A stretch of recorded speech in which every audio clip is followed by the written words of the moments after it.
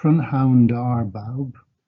Mae'n fraint ac yn bleser cael bod yma heddiw. Diolch am y cyfle I ddod I siarad ag chi. Rydyn ni wedi cael blwyddyn anodd. Mae Covid wedi taflu cysgod dros ein bywydau proffesiynol a phersonol. Ond, gwetha hynny, rydw i'n gweld sector sydd wedi cymryd cymau mar ymlaen. Trwy weithio gyda'n gilydd. Rydyn ni wedi gwneud hynny. Rydyn ni wedi parhau I ganolbwyntio ar y bobl sy'n defnyddio gwasanaethau, a'i teuluoedd a'i gofalwyr wrth ddarparu gofal a cymorth. Yn yr amodau anodd hyn, dwi I ddiolch I chi am y ffordd rydych chi wedi gweithio I cyflawni ein nodau cyffredin. Back into to Saesneg now, so back into English, colleagues. So important to open this opportunity for me on Gymraeg. And also, I personally wanted to do it live, Nicola, rather than do a pre-record, because I felt that the emotion and the connectivity that we've had throughout our working careers as professionals, it was important. And I acknowledge in these difficult times, actually working together has been our greatest strength. It's been our greatest strength in our COVID response. Joint working, across whether it's Welsh Government, local authorities, health boards, working with colleagues in Public Health Wales, in the third sector, our providers in the independent and private sectors, and most importantly, working with local communities. How powerful it's been to mutually support each other and to coordinate a response in unprecedented circumstances. I do recall the early days, as I'm sure you do, some 9 months ago when we started the journey of responding to COVID. And certainly in the early days of the pandemic, we all pulled together to deliver a much needed response, and no more so in the delivery, for example, of personal protective equipment. It was, none of us had to do this before, and actually, tremendous working together. And now we have achieved together that we've delivered nearly 225 million items of personal protective equipment to our frontline staff, who have then been able to maintain, delivery of vital care and support. And I don't think any of us could have imagined the scale of what we have dealt with before this pandemic, although over many years we would have done and strove together to hold rehearsals and events and try to plan. Actually genuinely going through something like this is something I think that you and we as a collective social care family can be proud of. And I referenced the PPE, and I think that both protected staff but give them the confidence to be able to deliver day in, day out. It's a good place for me to start today, colleagues, around our staff. I thought it was excellent listening to the directors and the ministers praising frontline staff, praising social care workforce. It has in our society been often one of the last areas to receive praise. But for us that have worked in the sector in our careers, we know the work, and therefore I'd like to really pay tribute to our invaluable social care workforce. And our staff have been the linchpin of our COVID response, providing the care and support, hands on, day in, day out, adapting to new conditions, and of course expectations, offering comfort, going the extra mile, with many heartwarming stories of real emotion in our delivery of care and support. And you will have seen these heartwarming stories yourself. One that come across recently, just again caught me, and I'm sure you will have seen it in the news. It was a very heartwarming story last week about Hilda Richards, 103 years old, former nurse who herself, cared for those injured soldiers, for example, in the Second World War, and she worked in hospital settings for many years, and worked lately in our hometown in Wrexham as well. So after a lifetime of caring for others, she's now being cared for herself in Wrexham Square and Allen Care Home. And perhaps, Nicola, aside from wishing her a belated happy birthday, 103rd birthday, I just wanted to say how good it was to see actually, both Hilda's story, but the media reporting a good news story is something really positive. And again, showing the excellent care and support that we and that you have delivered here in Wales. So I know that's only one fine example of thousands, the length and the breadth of the country, of course. Now, in this particular climate, it's vital we do as much as is possible, make every effort to support our social care workforce. I'd just like to talk to you now just about some of the approaches I think that we've been able to use during the pandemic. Right back at the start, we had major discussions from directors, colleagues, partners, saying it was really important that the recognition and value of the workforce was critical. I, myself, and many of my colleagues worked together with Social Care Wales. And one of the issues that was introduced, you will have seen at speed, was ID cards to identify social care workers and confirm they were and are key workers.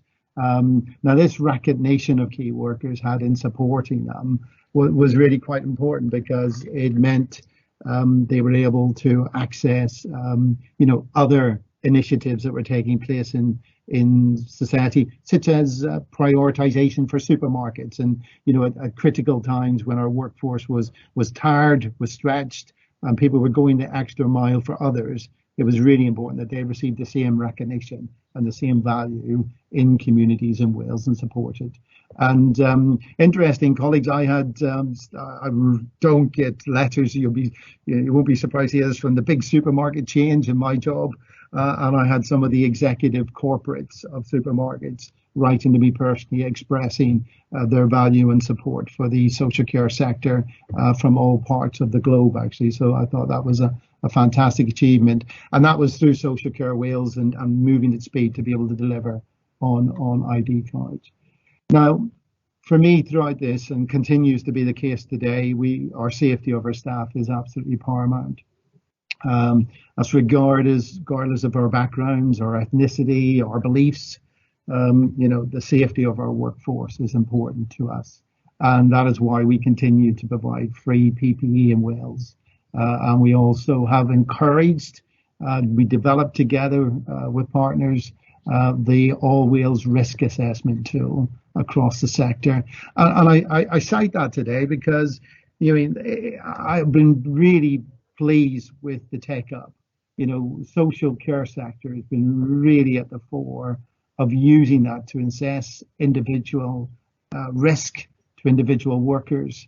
And you've gathered information that's helped, support those workers, particularly at the most vulnerable times. So, it's interesting to see that those workers who were shielded and now returned it back have been able to utilize that risk assessment so that you have responded and supported them. And of course, if you have any particular information that you want to share with us, we're always in regular communication, and we're always delighted to know more from yourselves from the front line about how we together can work to protect our people from this virus.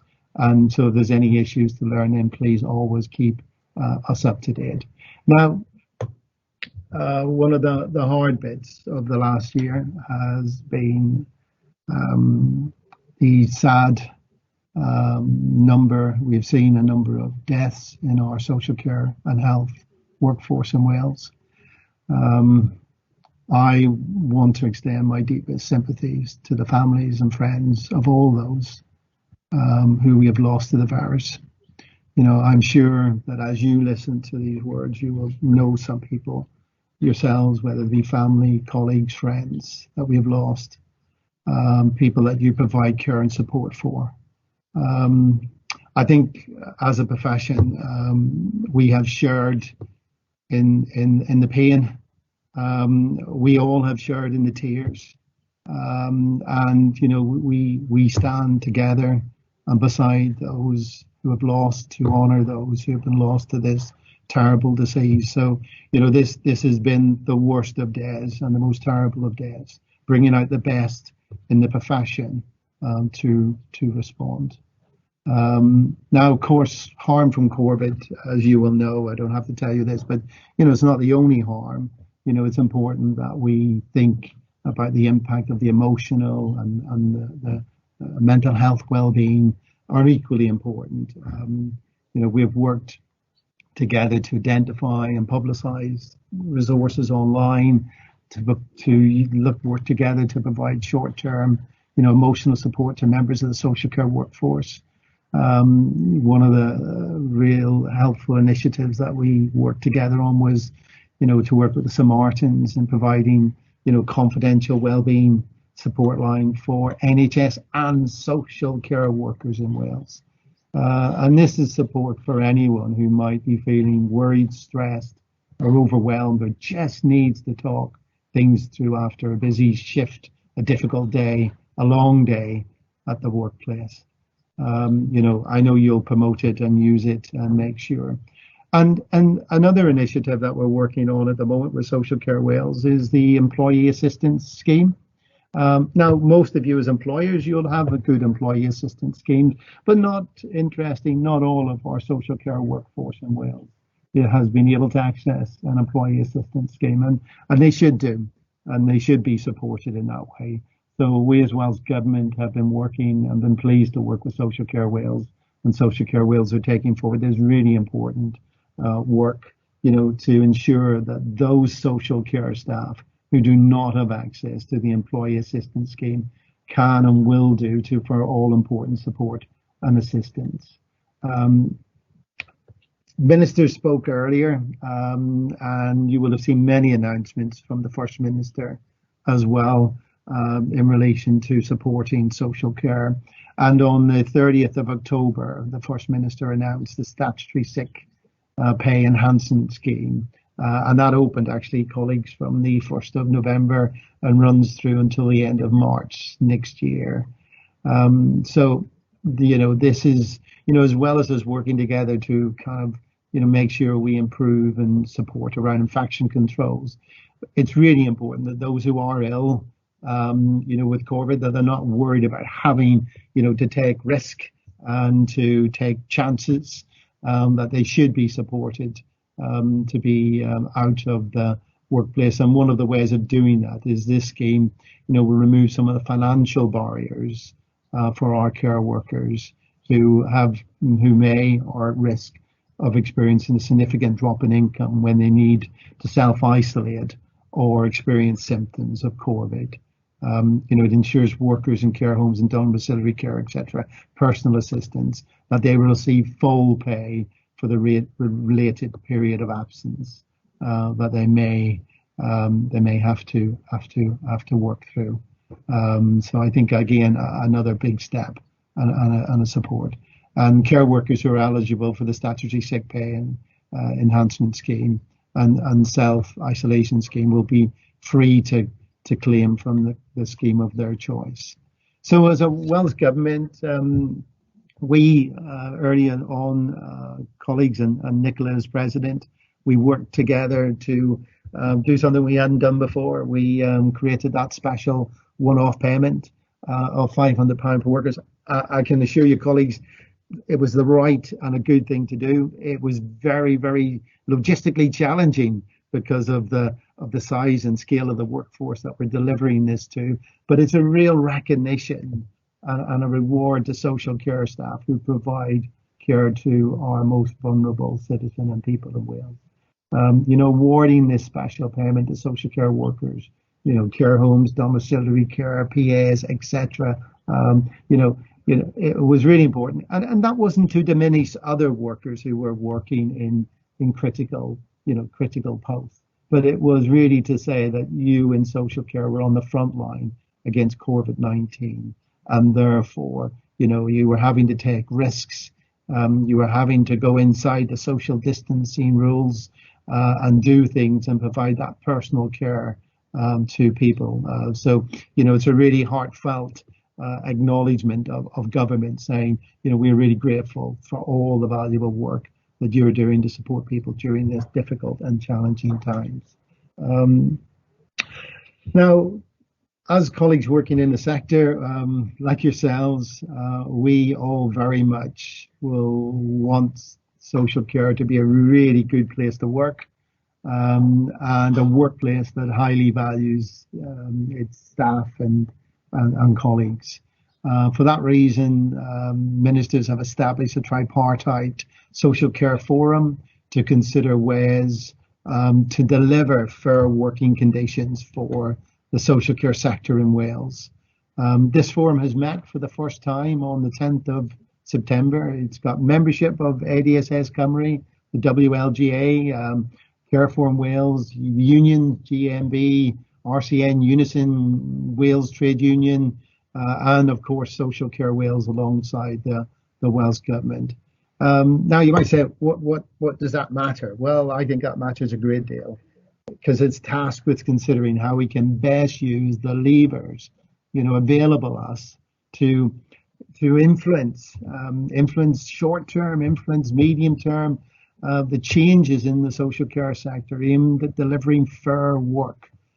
This includes fair reward as well as employee voice, collective representation, security, flexibility, opportunities for access, growth in profession, a safe and healthy, inclusive working environment, and a working environment in which, legal rights are respected and protected and given a substantive effect. We are all committed to this working in social partnership. A partnership of the unions, a partnership of employers, and a partnership of government. And, firmly believing that taking this approach is the best way to support and promote fair work for all the social care sector and to create a more equal Wales. For me, it's more important than ever that we ensure the fair work principles are embedded in our social care sector, improving conditions for staff, retraining, and developing the workforce, improving the quality of care for users, for people, but the ability to retain our staff and enable them to have long and well supported careers. Now, I'm pleased this work is, nicely kind of neatly links together with social care as a career being taken forward under the banner of We Care Wales. We Care Wales for me is a tremendous step forward for us in our professional response. In Wales, we have a highly committed, dedicated social care early years, childcare workforce, people who go above and beyond every day, making a huge difference to people's lives. However, we know that we are going to need to be more like-minded and talented, bringing more people, talented people into the profession. And so the We Care Wales campaign helps us in meeting our growing needs over the coming years. So we've been calling on those with the right skills to consider these highly rewarding careers through the Social Care Wales led campaign. Designed together, of course, input from the sector, and some amazing examples of great, collaboration, cooperation, and we've nurtured. And I'm truly grateful to Social Care Wales and their partners, particularly all the social care workers who have shared their experiences, of their work. That's generated a great deal of interest, and now we need to turn the enthusiasm and that interest into developing the care workers of the future, and to welcoming them all to our wonderful workforce. I should add probably at this point that a sustainable workforce will need sustainable funding. And you've heard from the Minister for Health and Social Services, about the latest position of the work of the interministerial group on paying for care. I've been a part of that group myself now throughout its duration. And, I'm not going to repeat what the Minister said because I know you've just heard that this afternoon. But what I think I should say and will say is that, there's a team of civil service staff. I know you've worked with them regularly. They've done a tremendous amount of work during this crisis as well. They've been right there supporting and working alongside you. But during this work, the civil service team continued to support ministers on this agenda and put a huge amount of work into it. And, interestingly, of all the things that we could have stood down, we did not stand this work down during the pandemic. And I think, that shows that for us, the social care funding issue is acknowledged, and for me, is a top line challenge to be addressed. Now, obviously, I'm talking at some length about and quite rightly so, I think, about our workforce. But I think it's important to pay, tribute for the contribution of the sectors, third sector volunteers from all walks of life as well. It's interesting because I was proud that, we have worked together over the crisis and seen some wonderful illustrations of, whether that's delivering food or helping. And the Minister mentioned the AIDS Cymru to develop a friend in need service. That service, great service, allows older people to connect with the trained and vetted, of course, AIDS Cymru volunteer for a free weekly friendship call. I think a lot of us need those free weekly friendship calls.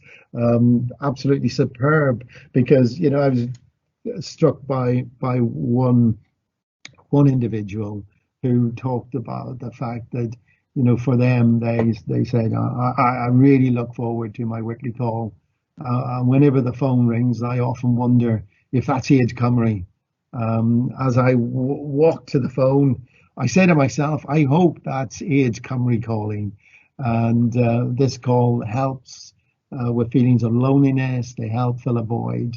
And you don't feel forgotten when you've had a call. It almost the feeling of relief. I'm still here. I still count. And I always come away from the call with a smile. And just shows the power of sometimes being isolated, isn't it? And, I think for all of us, we've all spent periods of isolation to different degrees over the past 9 months. But comments like this just illustrate for me how valuable that human contact is, offered through the Friend in Need scheme, as we said. And I'm sure, like you, it's been, for me, and I don't apologize for saying this, but I found it particularly painful to see the impact of the pandemic on certain groups, especially, for example, older people. As I've worked very closely in the Welsh Government is with the Older People's Commissioner, AIDS Cymru, to better understand the impact of the pandemic on people's lives. And I know that work helps us with kind of our planning around stabilization and reconstruction, and the work that we need to do together to, the working with older people to begin to plan, rebuild, and look at then the future, which also understands as a consequence of some of the action that we're taking for people's future health and well-being. Now, I know for me in the first wave of COVID, what occupied our full attention was dealing with COVID. It's interesting this time, Nicola, we're dealing with all sorts of things. We're dealing with EU transition. We're back at this time last year, we were talking about Brexit, deal or no deal, and now we're really in the thick of an EU transition, and that matters because it has impact around our workforce and also issues of commodities that are important to us in our sector. But we're also dealing with some real key policy developments. We actually have continued to work and have an age-friendly Wales, our strategy for an ageing society. And I'm really pleased that we're now on the point, colleagues, of consulting on the age-friendly Wales, our strategy for ageing society. And this will set out our actions that we ensure to capitalise on in Wales, the growing numbers of older people in our communities, and enable us to better support in challenging circumstances. I also think it will help us begin to reflect the kind of multi-dimensional nature of aging. We've worked across different government departments to work on this strategy, to work on this approach, to address a range of factors and how they influence how we age, from whether that's health and transport systems to the way we socialise and care for others. And our national vision for an age-friendly Wales encompasses the places where we work, their rights, their entitlements, their relationships within their families and local communities, and of course within national government. And it focuses for me on the relationships also between generations.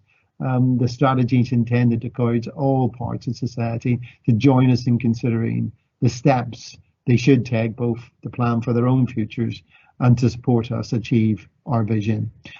This strategy will adopt a rights-based approach that promotes equality, social justice and empowerment across a range of policy areas, and places older people's voices at the core of Welsh Government policy making. And I think this approach for me will empower people to know and exercise, most importantly, their rights, increasing transparency and accountability of public policy, and will place duties on public bodies to a duty to uphold and protect those rights. Now, in the pandemic, our unpaid carers shouldered a great deal of burden, consistently providing support for the people they care for, especially in the early stages of the pandemic. Directors told me how, a significant number of carers actually decided to reduce packages. Some of them were working at home, handed back care packages, sometimes to protect themselves or the person they cared for from the virus. And of course, that since the start of the pandemic, those carers were coping often without the support of services that they usually would have, or their usual community and family networks. And in the face of these challenges, I've been impressed and pleased to see progress being made around our support by local authorities and other partners for carers. And indeed, last month we launched the consultation on the new national plan for carers. And consultation gives carers a chance to have their say on the proposed direction of the new plan, to support carers to continue to live their lives alongside their caring role, regardless of their age, their circumstance, or their background. And this document, for me, reflects the way we believe are the main issues that have impacted upon the lives of unpaid carers and organisations that support them over recent months. So within that context, that will link to the national priorities for carers. And what I would really invite from the sector, from yourselves, is, please respond to the consultation to inform us about how we can improve to better reflect, whether that's diversity, personal experience. And the final plan, importantly, will set out how we will work with a range of partners to strengthen the aspects of support to carers and enable the carers to have their healthy lifestyles and support. So please do inform us, and that'd be absolutely important to us. And I'm just going to mention one other vulnerable group, if I may, because it's a group that sometimes may not have the limelight. But I felt today, I know I can't cover all groups, but I did want to say during the pandemic, I've been particularly heartened by the support that's been provided to autistic people in Wales. The National Autism Team, has worked with partners to develop support, particularly responding as lockdown rules and guidance that were restrictive and difficult for some individuals, of course, to understand. But the National Autism Team worked, to think about everyday lives.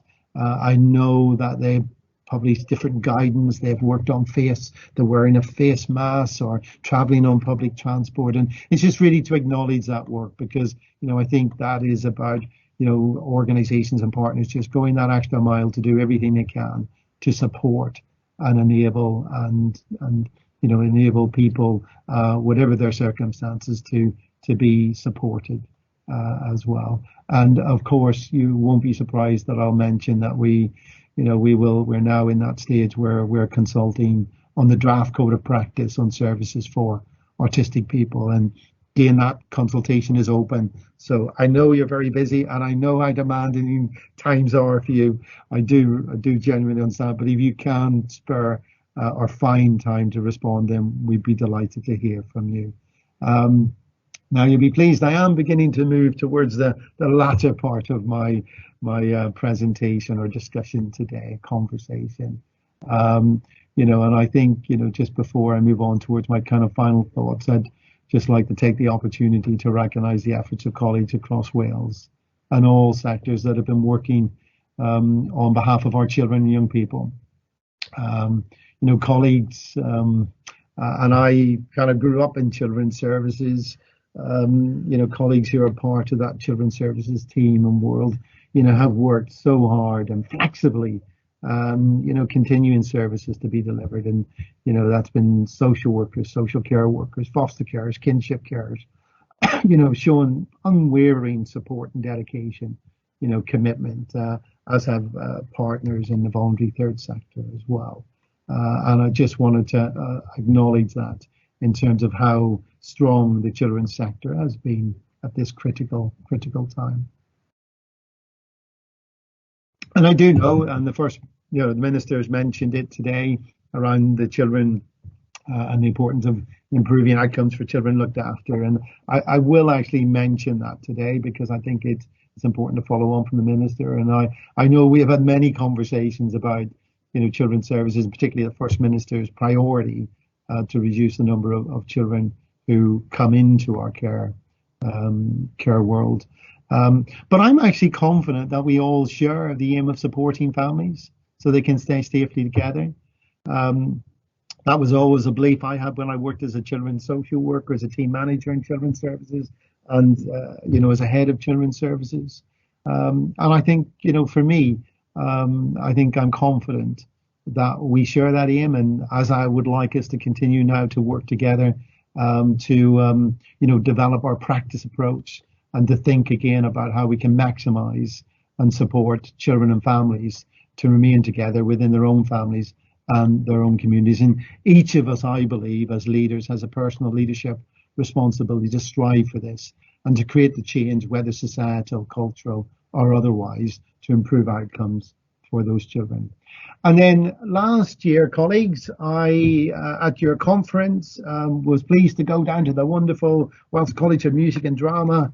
And you'll remember, well, you may remember, but I referenced, the issue around the intention that Wales should become a data-rich nation, where data, research, evidence are routinely used across our social care sector to better understand the impact that we collectively as a sector are having on improving the well-being outcomes of people we care for and support, and the carers who need our support. And I told you at that time we're intending to ask Social Care Wales to take the lead on development of a national social care data strategy for Wales, working in partnership with the Welsh Government and the NHS Wales Informatics Service. Now, for me, that's been a crucial piece of work. I've been really pleased that Social Care Wales have been very active, and if anything has taught me this last 9 months over COVID has demonstrated the importance of having high quality information that helps us with our decisions. And without the data, without the evidence, we're just not able to respond in the way that we wish to. And actually, at the beginning of the pandemic, I think that really showed. I think it has improved over that time, and I've been pleased that we've been able to move forward.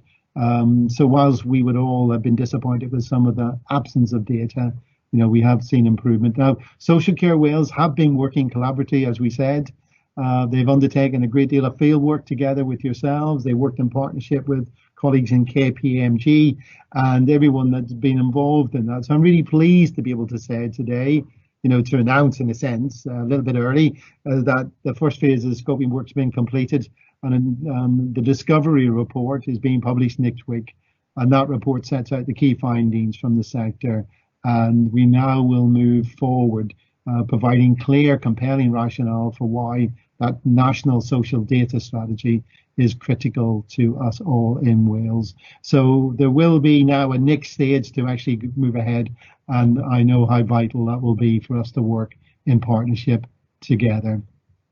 Now, I will just probably the final statements for me today are that clearly, we do not know. I do not know what the coming year. I didn't know what this year had in store for us. When I turned the year, I never dreamt that this was going to be the experience that we would share and live through together. So clearly, we don't know what the coming year is going to bring. There'll be a new Senate Cymru term, what that may bring, and the opportunities. A way forward on paying for care, paying for social care, and a healthy debate on the future of the sector as we approach a Senate Cymru election. But I think regardless of what we can say about those many challenges, I know that we have many opportunities to do things together, to work, to share, to improve, to learn, to grow as a sector. And, I look forward with confidence, actually, despite what we've journeyed through.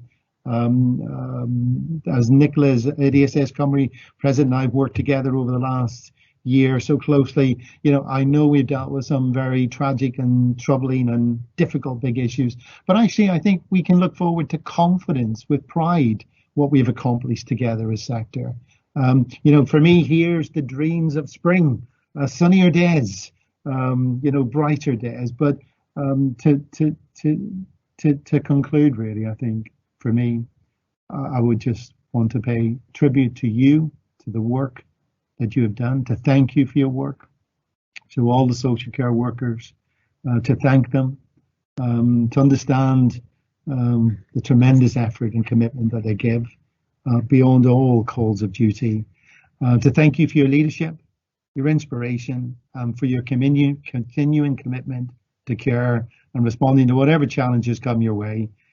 Have a great conference. Diolch yn fawr, diolch yn rando.